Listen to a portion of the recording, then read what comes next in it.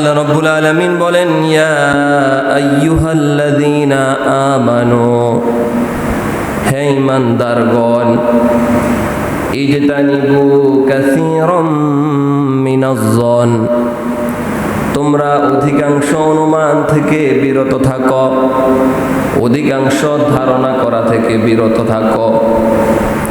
ইন্না বা'দায-যন্নি ইস, কারণ কোন কোন অনুমান, কোন ধারণা তোমাদের জন্য গুনাহের কারণ।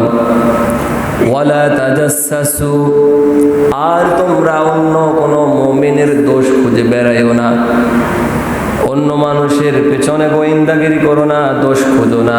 ওয়ালা ইয়াগতাব বা'দুকুম বা'দা, এবং একে অপরের পিছনে গীবত করো না, পরনিন্দা করো না।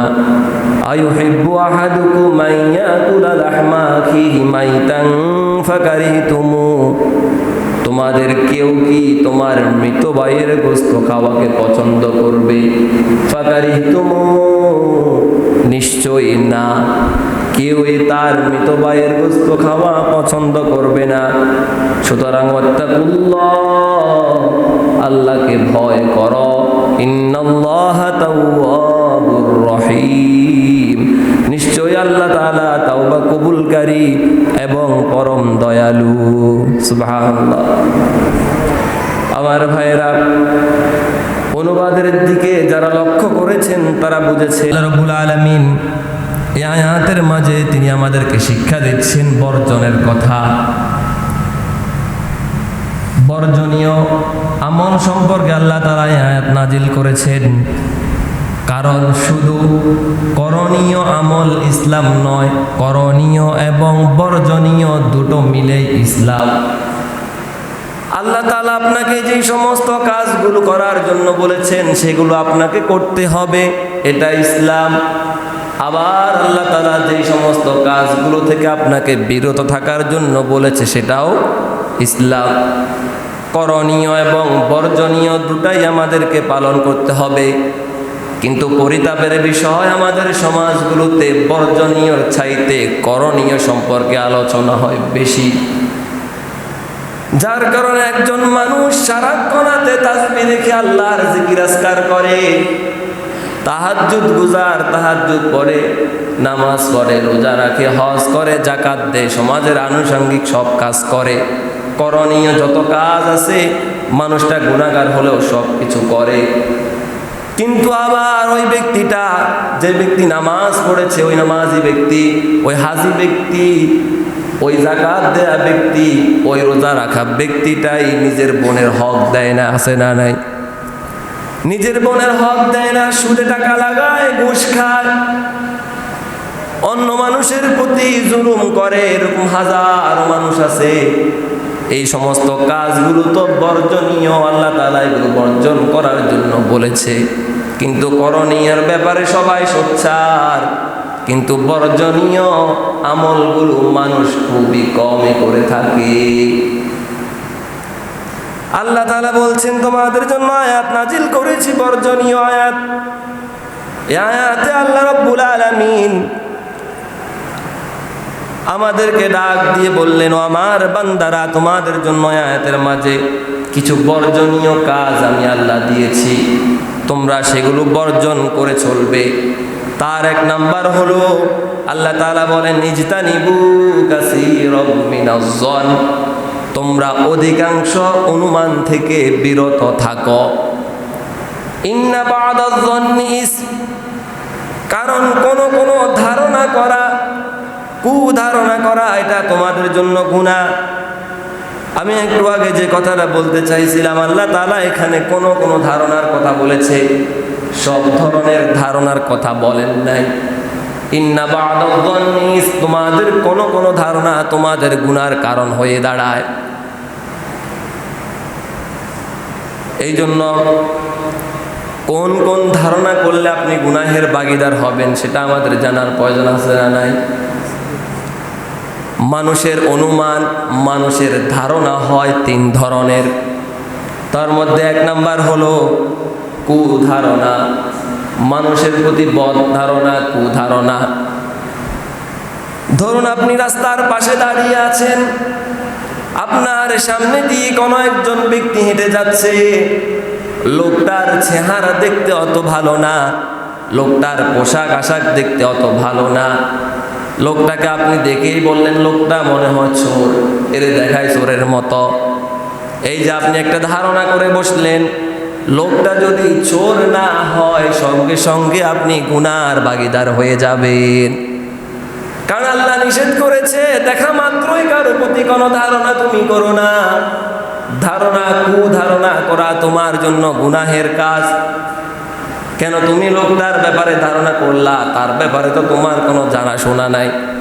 এই যে ধারণা করে বসলেন এটাই আপনার গুনার কারণ হয়ে যাবে।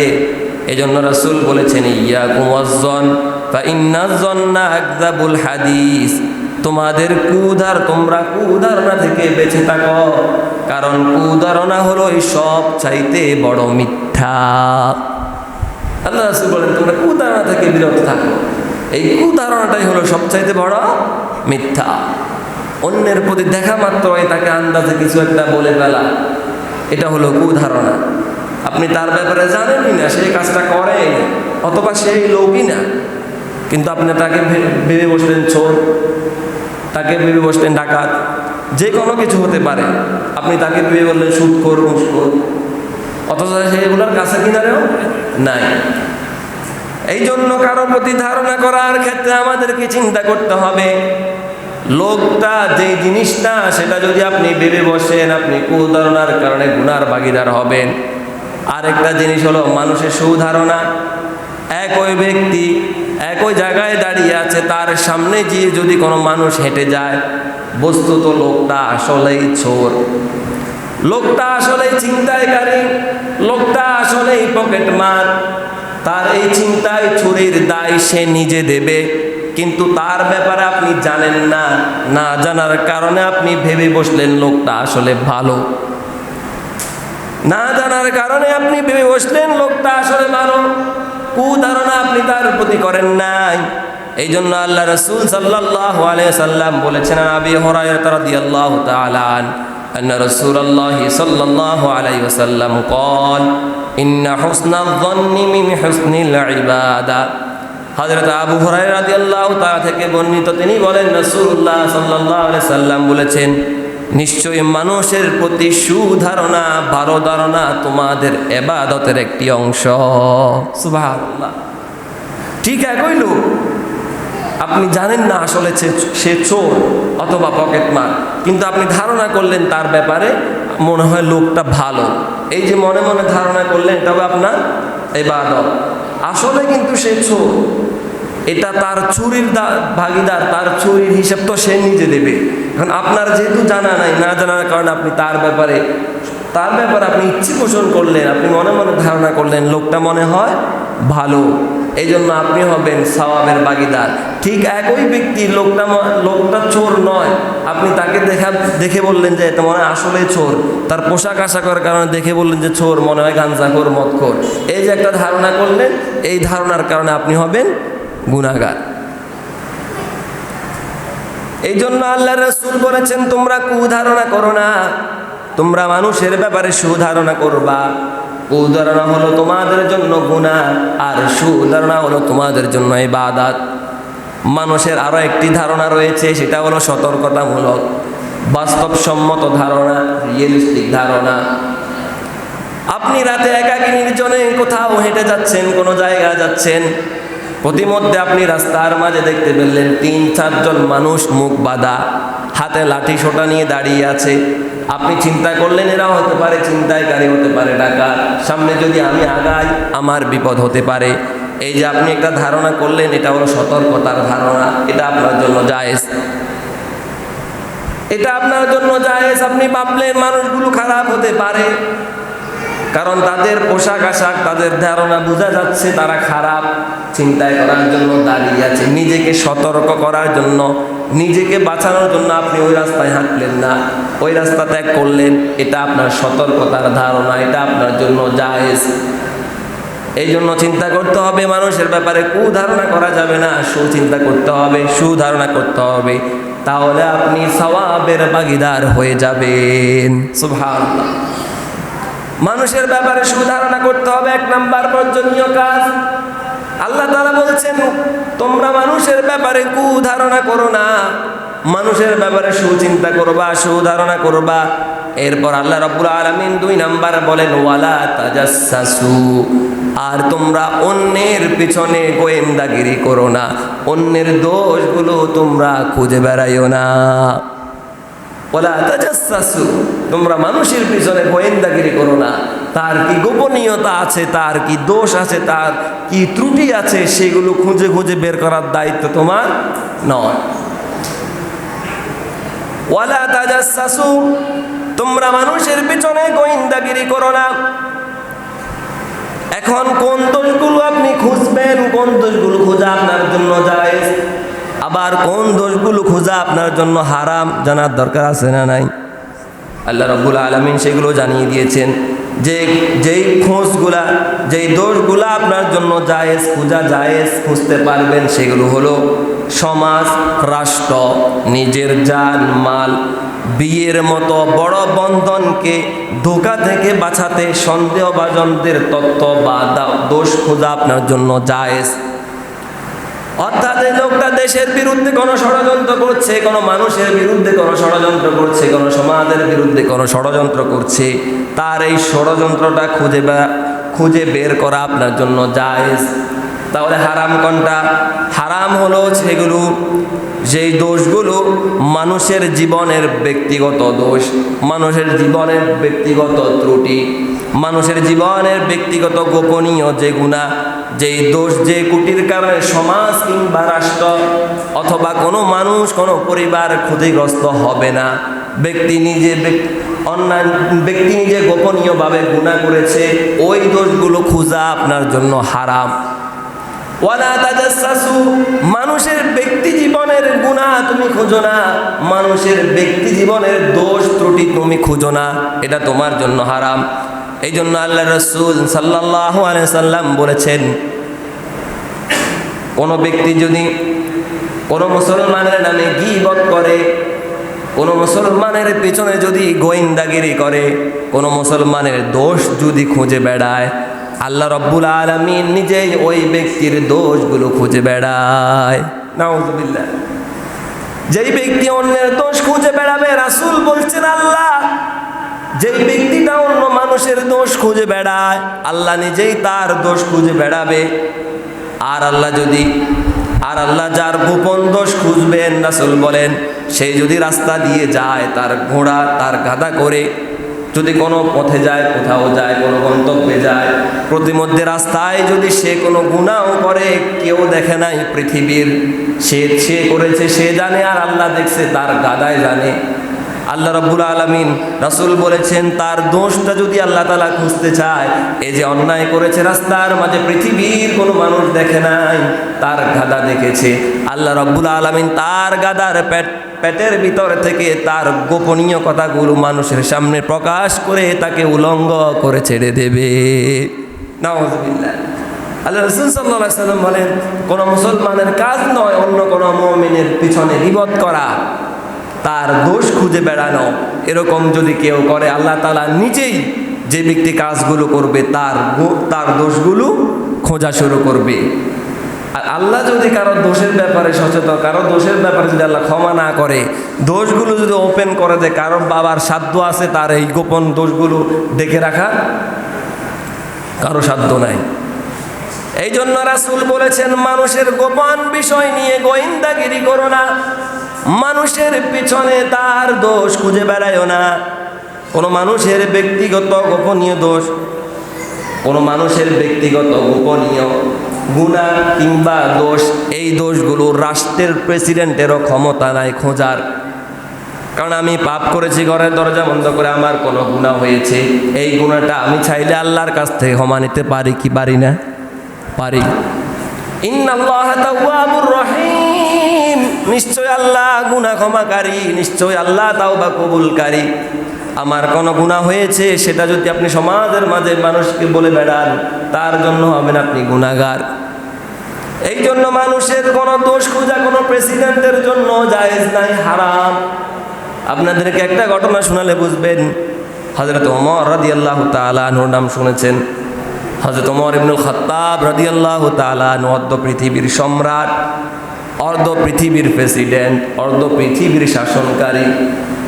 হযরত ওমর রাদিয়াল্লাহু তাআলা আনহু যখন ক্ষমতার চেয়ারে ছিলেন, হযরত ওমরের অভ্যাস ছিল রাতের বেলায় তিনি মদিনার অলিগলিতে হাঁটা চলা করতেন।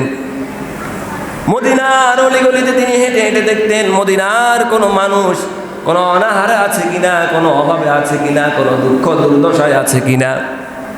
হযরত ওমর রাদিয়াল্লাহু তাআলা আনহু একদিন রাত্রিবেলায় বের হয়েছেন, মদিনার অলিগলিতে তিনি হাঁটতেছেন। হঠাৎ করে একটা ঘরের ভিতর থেকে গান বাজনার আওয়াজ শোনা যাচ্ছে। হযরত ওমর রাদিয়াল্লাহু তাআলা আনহু ছিলেন বড় গরম মানুষ। আল্লাহর বিধানের ব্যাপারে রাসূলের কাছেও যদি কিছুটা শীতলতা ছিল, রাসূল অনেক ক্ষেত্রে ক্ষমা করতে চাইতেন, কিন্তু হযরত ওমরের কাছে কোনো ক্ষমা ছিল না।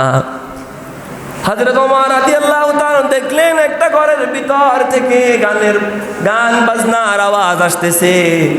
হযরত ওমর রাদিয়াল্লাহু তাআলা আনহু দেয়াল টপকে ওই ঘরের ভিতর ঢুকে পড়লেন, গিয়ে বলেন, এ আল্লাহর শত্রু, তুমি কি মনে করছ তোমার এই গোপন গুনাহটা গোপন থেকে যাবে?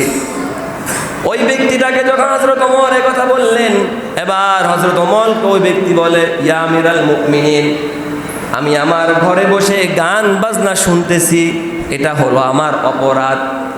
আমি করেছি একটা অপরাধ, কিন্তু আপনি আমার ঘরে ঢুকেছেন, আপনি করেছেন 3টা অপরাধ। হযরত ওমর অবাক, কি বলে লোকটা, তার ঘরে ঢুকার কারণে আমি নাকি 3টা অপরাধ করেছি। হযরত ওমর বললেন, ঠিক আছে, এবার তুমি বলো আমি কি 3টা অপরাধ করেছি। এবার লোকটা বলে, আপনি 3টা অপরাধ করেছেন, তার মধ্যে প্রথম নাম্বার হলো ওয়ালা তাজাসসু, আপনি আমার পিছনে গোয়েন্দাগিরি করেছেন। আমি গোপনে গুনাহ করতেছি, আপনি কেন আমার পিছনে গোয়েন্দাগিরি করছেন? কেন আমার পিছনে আমার কথাগুলো, আমার গুনাহগুলো, আপনি আমার দোষগুলো খুঁজে বেড়াচ্ছেন? এটা আপনার জন্য 1 নাম্বার গুনাহ, এটা আপনার 1 নাম্বার অপরাধ। 2 নাম্বার, আল্লাহ রাব্বুল আলামিন বলেছেন যখন তোমরা মানুষের বাড়িতে, মানুষের ঘরে প্রবেশ করবে, দরজা দিয়ে প্রবেশ করবে। আল্লাহ রাব্বুল আলামিন বলেছেন ওয়াতুল বুয়ুতা মিন আবওয়াবিহা, ঘরের দরজা দিয়ে তোমরা প্রবেশ করো। কিন্তু আপনি আল্লাহর কথা না শুনে আপনি দেয়াল টপকে আমার ঘরে প্রবেশ করেছেন, 2 নাম্বার অপরাধ। 3 নাম্বার অপরাধ আপনি করেছেন, আল্লাহ রাব্বুল আলামিন বলেছেন কোন মানুষের ঘরে যদি তুমি প্রবেশ করো, তোমার প্রথম কাজ হলো তাকে ডাক দেয়া, তার থেকে অনুমতি নেয়া এবং তাকে সালাম দেয়া। আপনি আমাকে সালামও দেন নাই, আমার ঘরে ঢোকার জন্য আমার কাছ থেকে অনুমতিও নেন নাই, এটা হলো আপনার 3 নাম্বার অপরাধ।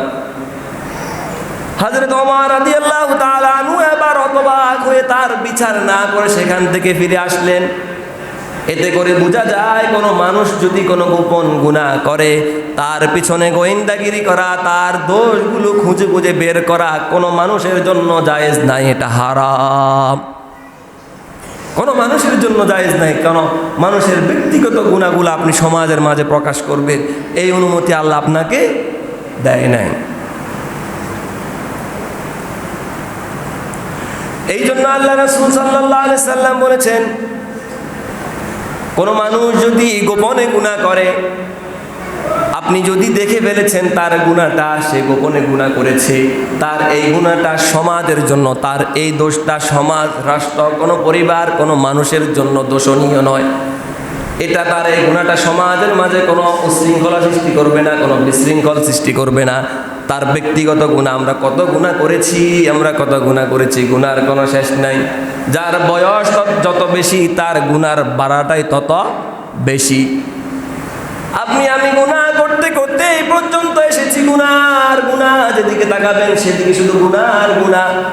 যত না আমল আপনি আমি করেছি, তার চাইতে গুনাহ আমাদের বেশি।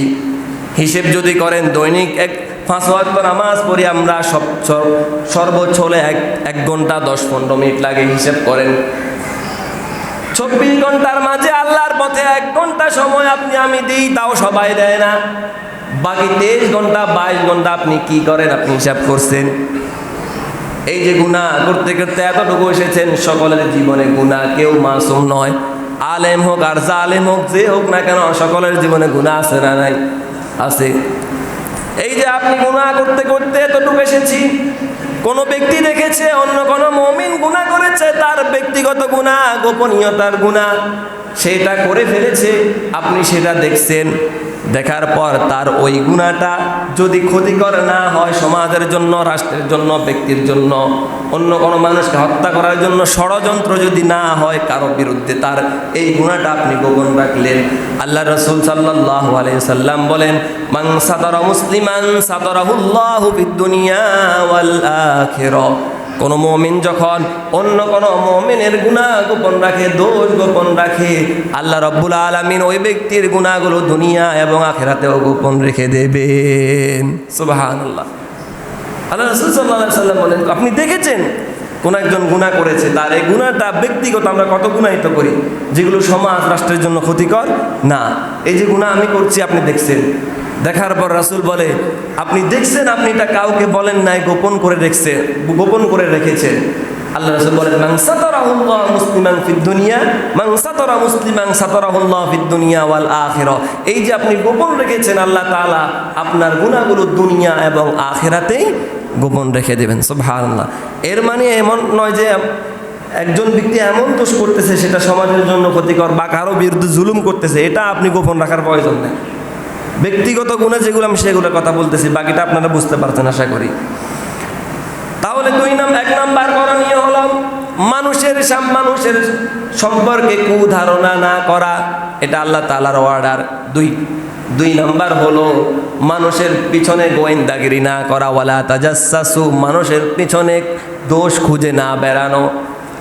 এরপর 3 নাম্বার আল্লাহ রাব্বুল আলামিন বলেন, ওয়ালা ইয়াগতাব বা'দুকুম বা'দা, তোমরা যারা মুমিন আছো তোমরা একে অপরের পিছনে গীবত করো না, পরনিন্দা করো না। কিন্তু আমাদের সমাজে গীবত পরনিন্দা এমন ভাবে চলে মনে হয় যেন কলেজে লেকচার দিচ্ছে, আছে না নাই? যেই জায়গায় যাবেন গীবত, পুরুষের চাইতে নারীরা আরো বেশি করে গীবত। সুযোগ পেলেই 2 জন মিলে আরেকজনের দোষারোপ, দোষ খুঁজে বেড়ায়, আছে না নাই? আছে গীবত। আল্লাহ রাসূল সাল্লাল্লাহু আলাইহি সাল্লাম বলেছেন, আতাদরুনা মাল গীবা। রাসূল সাহাবীদেরকে জিজ্ঞেস করলেন, ও আমার সাহাবীরা,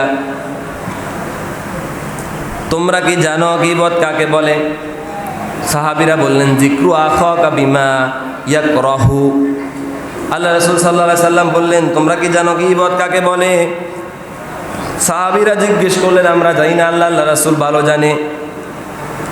আল্লাহ রাসূল সাল্লাল্লাহু আলাইহি সাল্লাম বললেন, গীবত হচ্ছে তোমার ভাইয়ের ব্যাপারে তুমি এমন কিছু বলো তার অনুপস্থিতিতে সে অপছন্দ করে, তার পিছনে কথা বলা, এটা হলো গীবত। এরপরে জিজ্ঞেস করা হলো, আপারাইতা ইন কানা ফি আখি মাকুল। আল্লাহ রাসূল সাল্লাল্লাহু আলাইহি সাল্লামকে সাহাবীরা জিজ্ঞেস করলেন, ইয়া রাসূলুল্লাহ, আমি যেই কথাটা বলবো তার ব্যাপারে, যে দোষটার কথা বলবো তার ব্যাপারে, ওই দোষটা যদি ওই ব্যক্তির কাছে থাকে তাহলে সেটা কি? তার ব্যাপারে আপনার কথা কি? আল্লাহ রাসূল বললেন, ইন কানা ফি মা তাকুলু ফাকাদ ইগতাবতাহু ওয়া ইন লাম ইয়াকুন ফি ফাকাদ বাহাত্তাহু।